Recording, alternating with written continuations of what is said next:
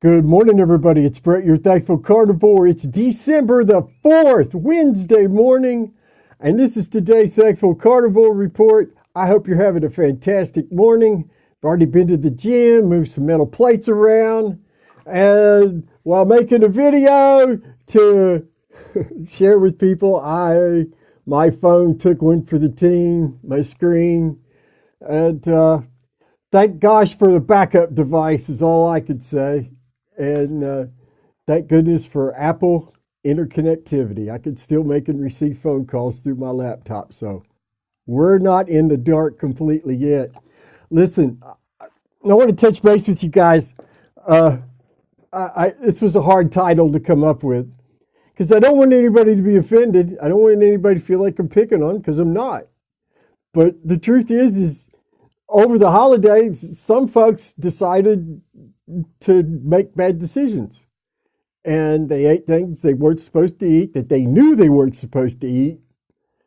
And they paid a serious price they weren't expecting to pay. There's a good reason for that. When we eat the garbage that we ate for all those years, because we thought we were doing the right thing, standard American diet, breakfast is the most important meal of the day. You got to have heart healthy grains and, eat you some oatmeal, some Cheerios, and a big bowl of sugar we used to call granola. I mean, we all did that to one degree or another, and it was out of ignorance. Fiber, Bitcoin says. Thank you so much. These things were false. But since we started consuming them so young, we develop a tolerance for those toxins. Now, some would say, well, if we develop a tolerance to it, then we should be in the clear. No, it doesn't work like that because the damage accumulates from the toxins over time. Anyway, my point is that when you remove those toxins from your diet, as many of you who fell off the wagon have done, then that tolerance for those toxins goes away. And so when you consume that stuff now, you get to feel the full brunt of the toxicity that was in the food that you put in your mouth that you shouldn't have. And you paid, some of you, unfortunately, you're still paying a price. And I'm very sorry that that's happened.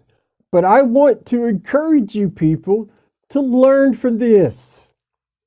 Learn from this. When you eat non-optimal things, you feel like crap. If I ate non-optimal things, there's no doubt in my mind I'm going to feel horrible. I just am. It's not worth the risk because for me, it's a matter of sanity. No sanity. I like sanity. I'm a big fan of sanity, in fact. So it's an easy choice for me to make. For some of you, it's not, it's not an immediate life-threatening thing, but, because nobody died from an arthritic flare, did they? Well, no, but see, here's the problem. You sabotage yourself over Thanksgiving. And then I've seen several people, I just had a piece of mom's cherry pie. It was just one piece. As soon as I was done eating it, I was craving more. And they're still craving it. And Thanksgiving was almost a week ago. That's how awful the sugar addiction is and how immediate, how quick it'll just reach up and just grab you and twist you right back down into that metabolic disorder hole. Let's get fatty liver again. That sounds like fun. Not. Learn from the experience because I don't want anybody to feel bad. I don't want vegans to feel bad. I don't want vegetarians to feel bad. I don't want pescatarians to feel bad. I don't want carnivores to feel bad. I don't want keto, paleos. I don't want anybody feeling bad because it's just not necessary. You know what works for you. You know what doesn't work for you. Now, it's really good that some of you, you're not in danger of falling deep off into the abyss again, but you're a whole lot closer to it than you used to be. And is that worth the risk? Does any form of meat make me feel bad? Someone asked. I have not consumed any meat since I began living this way, July 16th, 2018, that has made me feel bad. Not once, not a single time. And I've had pork, shoulder roasts, pork chops, bacon, eggs, steaks, ground beef of various varieties, fish, shrimp. I've even had chicken. And it was an emergency, let me tell you. It was not because I wanted chicken. It was because I had to eat something or I was going to be in a bad way. My point is none of it affected me negatively whatsoever. It's a great question. Thank you for that. Now, guys, let's just be smart. Let's make a good choice. Are you going to choose your health? Are you going to choose a return to being a sugar addict? Do you want that clear, clean taste of water? Refreshing and healthy? Or do you want the sweet taste of death in your mouth? Because that's really kind of what you're looking at here. And it's a choice you make. You're responsible for it. You bear the brunt of the consequences. And when you eat healthy, you get all the rewards. So let's make good choices the rest of the year. No one's going to twist our arm and make us, Dr. Kim Berry had a great post on, I saw it on Facebook this morning. It's a great meme. And basically it says, are you willing to burn yourself to please somebody else? Are you? Are you willing to burn yourself? Are you willing to damage your body to make Mama happy that you ate her cookies, her Christmas cookies? Think about it. Are you willing to damage yourself to please somebody you see once a year? Think about it.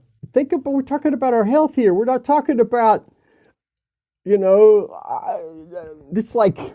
not something insignificant, especially when you start looking at the disorders that so many of you good folks who fell off the wagon, you didn't fall off the wagon, you went running and jumping, actually. And why go through all that pain again? I can't process that. I just can't. And I'm nobody special. I'm not got some iron will. I mean, I used to love all that garbage, but I know it's poison to me. And I view it as poison. A big chunk of cake, to me now, is just a big pile of rat poison. I'm not going to eat rat poison. A soda to me is the same equivalent as a gallon of bleach. I'm not going to drink bleach. Are you going to drink bleach? It's a mindset. You've got to change how you look at these things. These aren't treats. They're landmines. They're poison bombs. They're toxic sewage. And as many as you who suffer from indulging over the holiday, you're finding out it's pretty uncomfortable. Somebody's asking, how did I change my mindset? For me, I don't mean to sound grandiose in any way. For me, it was simple, because for me, it's a matter of being sane or being insane. If I eat sugar, my behavior starts to go down the drain almost immediately. If I don't eat, if I'm late eating, the crazy starts coming back. Not depression, the crazy. Yeah, the I can't understand what the hell you're saying to me kind of crazy. Oh, let's go outside. It's a sunny day. That's not what I'm hearing when the crazy comes back. I'm hearing something completely different, and it's not in my favor. I don't. So the risk for me, the mindset change was simple. You mean I don't have to suffer from depression anymore? Holy shit, that's easy. And anybody who suffered from real clinical depression, I would have done anything to have not been like that anymore. To just eat meat and drink water and not be crazy? Well, that's easy. Being crazy's hard. Being crazy's restrictive. How did I discover sugar was the issue? Someone asked. Great question. By accident. That sugar was not the issue. Sugar is one of many issues. So let's correct that. About my third week into carnivore, I'm ignorant. I'm not a nutrition person. I don't know anything. Okay? I'm a guitar player. I was then.